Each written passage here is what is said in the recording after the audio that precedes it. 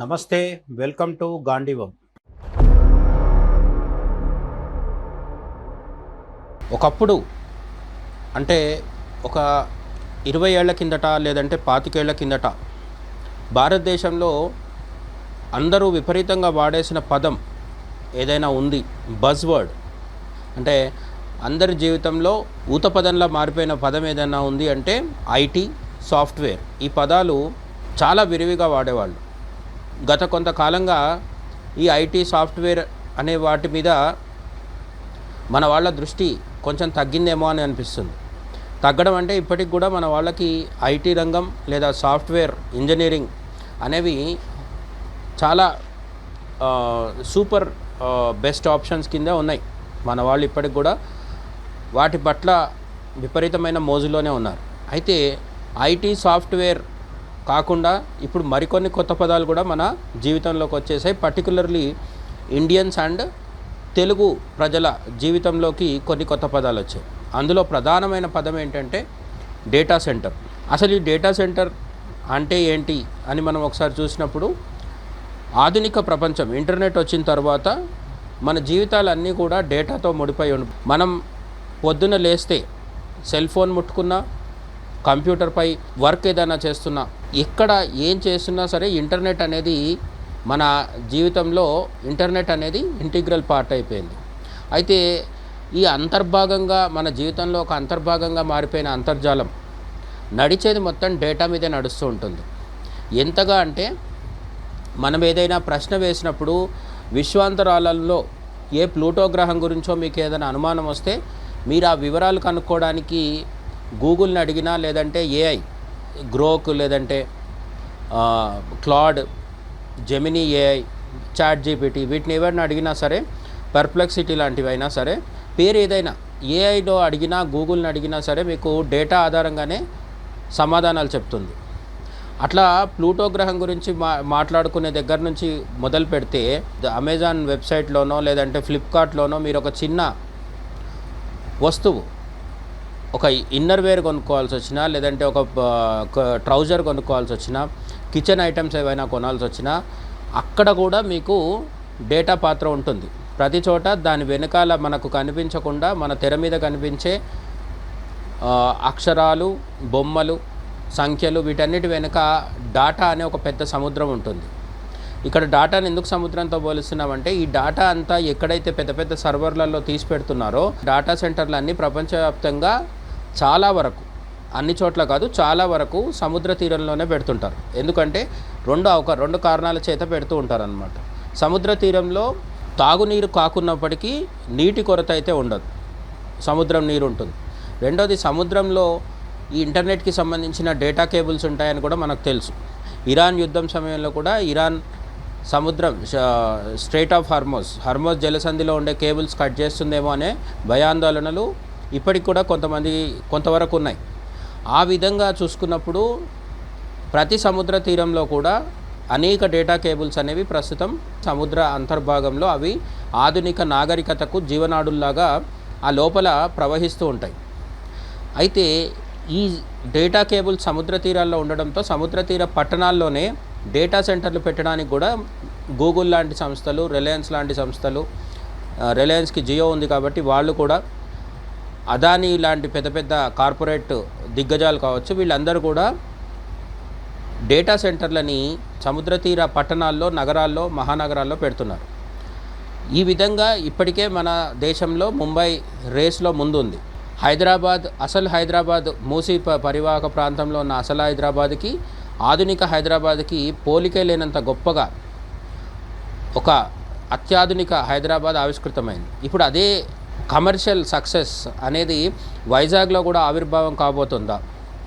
IT విప్లవం ఎట్లయితే హైదరాబాద్ని ప్రపంచ పటంలో ఒక ప్రత్యేక స్థానంలో, హైదరాబాద్కి అంతకు ముందు నుంచి పేరున్నప్పటికీ హైదరాబాద్ అంటే చార్మినార్ అనే స్థాయి నుంచి, హైదరాబాద్ అంటే సైబర్ టవర్స్, హైదరాబాద్ అంటే సైబరాబాద్, హైదరాబాద్ అంటే ఐటీ అనే స్థితికి ఎలా అయితే వచ్చిందో, వైజాగ్ అంటే సముద్ర తీరం, 4 బీచ్లు, ఇంతే అని అనుకునే స్థాయి నుంచి వైజాగ్ అంటే, విశాఖపట్నం అంటే ప్రపంచంలోనే డాటా సెంటర్లకు ప్రముఖమైన కేంద్రంగా వైజాగ్ మారబోతోందా?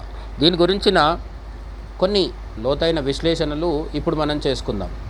వివరాల్లోకి వెళ్తే ప్రపంచవ్యాప్తంగా వస్తున్న డేటాలో 20% ఇండియా నుండే వస్తుంది. ప్రపంచంలోనే అత్యధిక జనాభా కలిగిన దేశం భారతదేశం. 140 కోట్ల పైచిలుకు అని చెప్తున్నాం మనం.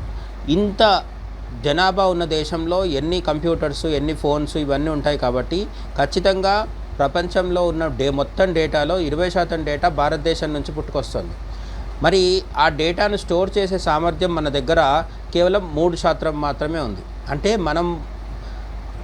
మనం వాడుతున్న డేటాని ఇతర దేశాల యొక్క నగరాల్లో లేదంటే వేరే సుదూరమైన చోట్లలో నిల్వ చేసుకున్న డేటాని మనం ఎప్పటికప్పుడు డౌన్లోడ్ చేసుకుంటూ మన కంప్యూటర్స్, ఫోన్స్లో వాడుకుంటున్నాం. మన దగ్గర మన డేటా సేవ్ అవుతున్నది 3% మాత్రమే. ఇది ఎప్పటికైనా ప్రమాదకరం. ఎందుకంటే మన దేశంలో కాకుండా ఇతర దేశాల్లో మన డేటా ఉంటే దానికి భద్రత ఉండే అవకాశం ఉండదు. పైగా అది ఎప్పుడంటే అప్పుడు మనం వాడుకోవడానికి రాదు. కొన్ని గంటల పాటు ఇంటర్నెట్ ఆగిపోతే ఇప్పుడున్న ఆధునిక ప్రపంచంలో అనేక వేలు లక్షల కోట్ల నష్టం రావచ్చు. అనేక మంది ప్రాణాలు పోయే పరిస్థితులు ఉండొచ్చు. ఎందుకంటే హాస్పిటల్స్ దగ్గర నుంచి ఉపగ్రహాల వరకు, మానవ నిర్మిత కృత్రిమ ఉపగ్రహాల వరకు అన్నీ కూడా డేటా మీద ఆధారపడి నడుస్తున్నాయి. కాబట్టి డేటా అనేది ఎప్పుడైనా సరే డేటా సరఫరాకి, ఇప్పుడు ఎట్లయితే ఇంధన సరఫరాకి సమస్య వస్తే ఎంత సంక్షోభం వస్తుందో, డేటా సరఫరాకి సంక్షోభం వస్తే కూడా అంతకు మించిన ప్రపంచ సంక్షోభం ఏర్పడుతుంది. అందుకని మన దేశంలో 20% డేటా ప్రొడ్యూస్ అవుతున్నప్పటికీ 3%మే మనం నిల్వ చేసుకోగలుగుతున్నాం. దాన్ని పెంచుకోవాల్సిన అవసరం ఉందన్నమాట. 2 ఏళ్ల క్రితం వరకు వైజాగ్లో డేటా సెంటర్ల ఊసేలేదు. కానీ ఇప్పుడు సీన్ మొత్తం మారిపోయింది. గూగుల్ అక్కడ భూమి పూజ చేసిన రోజే రిలయన్స్ కూడా భారీ ప్రాజెక్టుకు పర్మిషన్ తెచ్చుకుంది. మనం ముందే చెప్పుకున్నాం కదా, గూగుల్ అనేది ప్రపంచవ్యాప్తంగా ఐటీ రంగంలో, కంప్యూటర్ సాఫ్ట్వేర్ రంగంలో, గూగుల్ సెర్చ్ ఇంజిన్స్ విషయంలో కూడా చాలా దిగ్గజ సంస్థ, ప్రపంచ నెంబర్ 1 అని కూడా చెప్పుకోవచ్చు. అటువంటి గూగుల్ డేటా సెంటర్ వైజాగ్లో రాబోతుంది. భూమి పూజ కూడా అయిపోయింది. అదే రోజు రిలయన్స్ వాళ్ళు కూడా తమ జియోకి సంబంధించిన డేటా అంతా నిల్వ చేయడం కోసం వైజాగ్లో డేటా సెంటర్ పెట్టడానికి ఏపీ ప్రభుత్వం నుంచి పర్మిషన్ తెచ్చుకోవడం జరిగింది. ఇప్పటి వరకు ఇండియా మొత్తం మీద ఉన్న డేటా కెపాసిటీ కంటే ఒక్క వైజాగ్లోనే ఎక్కువ కెపాసిటీ రాబోతుంది. అంటే ఇప్పటి వరకు ముంబై, ఇతర నగరాల్లో ఎక్కడైతే డేటా సెంటర్లు ఉన్నాయో అవన్నీ కలిపితే కూడా ముందు కాలంలో వైజాగ్లో ఉండే డేటా సెంటర్లు, ఆ డేటా సెంటర్లలో నిల్వ చేసే డేటా కెపాసిటీని అధిగమించలేవు అని మిగతా నగరాలన్నీ ఒకవైపు, వైజాగ్ ఒకవైపు అన్నట్టుగా శరవేగంగా కేంద్ర రాష్ట్ర ప్రభుత్వాలు నిర్ణయాలు తీసుకుంటున్నాయి. అమలు కూడా క్రమంగా జరిగిపోతుందన్నమాట. డేటా సెంటర్లను విమర్శించే వాళ్ళు, ప్రతి అభివృద్ధిని అడ్డుకునే వాళ్ళు చాలామంది చెప్పే విషయంలో కరెంటు కోసం అని చెప్పి విపరీతంగా నీరు ఉపయోగించడం జరుగుతుంది, సహజ వనరులను ఉపయోగించడం జరుగుతుంది అని చెప్తుంటారు కదా. దీనికి విరుగుడుగా రిలయన్స్ గ్రూప్ అక్కడ ఏం చేస్తుందంటే 9,000 మెగావాట్ల సోలార్, మనకు తెలిసిందే వైజాగ్ కానీ ఆంధ్రప్రదేశ్ చాలా సుదీర్ఘమైన పొడవైన సముద్ర తీరం ఉంది.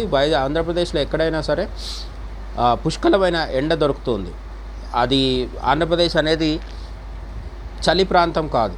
కాబట్టి ఎండని ఆధారం చేసుకొని రిలయన్స్ వాళ్ళు 9,000 మెగావాట్ల సోలార్ ఎనర్జీ ప్లాంట్ పెట్టి దాని ద్వారా తమ డేటా సెంటర్ నడపాలని చెప్పేసి వాళ్ళు నిర్ణయం తీసుకోవడం జరిగింది. దీనికోసం 51,300 కోట్లు ఖర్చు కూడా చేయడానికి రిలయన్స్ ముఖేష్ అంబానీ సిద్ధపడుతున్నారు అన్నమాట. అయితే దీంట్లో పాలిటిక్స్ అండ్ పాలసీ కూడా ఇన్వాల్వ్ అయ్యి ఉంది. ఇది కేవలం విజ్ఞానపరమైన లేదంటే సైన్స్ పరమైన, టెక్నాలజీ పరమైనది, సాంకేతికత పరమైన విషయం మాత్రమే కాదు. ఆంధ్రప్రదేశ్ ప్రభుత్వం డేటా సెంటర్ పాలసీ 4.0 అనే పేరుతో భారీ రాయితీలు ఇస్తుంది. మనకు రాజకీయ విమర్శలు కూడా కనిపిస్తున్నాయి కదా, ₹1కే ఎకరం భూమి ఇచ్చేశారు, ఇటువంటివి రెగ్యులర్గా వినిపిస్తుంటాయి. కానీ ఒక రంగంలో అభివృద్ధి జరగాలి అంటే మొదట్లో రాయితీలు ఇవ్వడం అనేది ప్రపంచవ్యాప్తంగా జరిగే ప్రక్రియ. అందులో కొంతమంది విమర్శలు ఉంటాయి, కొంతమంది సమర్థనలు కూడా ఉంటాయి. ఆ రాజకీయ వాదోపవాదాలు పక్కన పెట్టేస్తే ఆంధ్రప్రదేశ్ ప్రభుత్వం ఇప్పటికే రాయితీలు ప్రకటించడము, ఆ విషయంలో ముందుకు వెళ్ళడం కూడా జరుగుతుంది. అలా శరవేగంగా దూకుడుగా వెళ్ళడంతో గూగుల్కు రాయితీలు ఇవ్వడం పట్ల కర్ణాటక లాంటి ప్రభుత్వాలు అక్కడ కాంగ్రెస్ ప్రభుత్వం ఉండడంతో దీని పట్ల కొంత విమర్శనాత్మక ధోరణి కూడా అవలంబించడం మనం చూసాం. తమకు రావాల్సిన ప్రాజెక్ట్స్ని ఆంధ్రప్రదేశ్ తన్నుకుపోతుంది లాంటి విమర్శలు చేయడం మనం చూసాం. అయితే అక్కడ కాంగ్రెస్, ఇక్కడ ఎన్డీఏ ప్రభుత్వం ఉండడం, కూటమి ప్రభుత్వం ఉండడం వల్ల అటువంటి విమర్శలు, ప్రతి విమర్శలు ఇవన్నీ సహజం.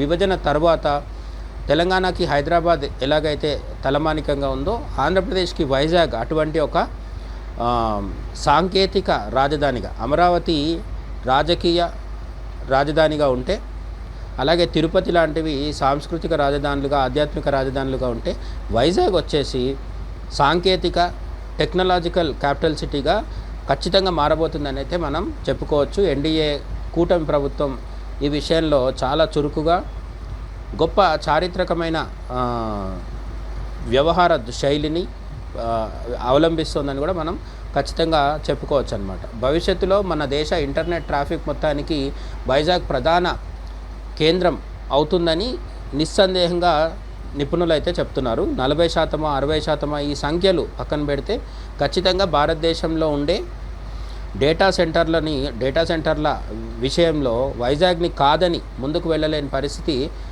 ముందు మనకు కనిపించబోతుందన్నమాట. అందుకే వైజాగ్ అనేది కేవలం ఒక నగరం కాదు, రాబోయే సమయంలో డిజిటల్ ఇండియాకు వెన్నెముక లాంటిది అని మనం బాటమ్ లైన్గా తీసుకోవచ్చు అన్నమాట.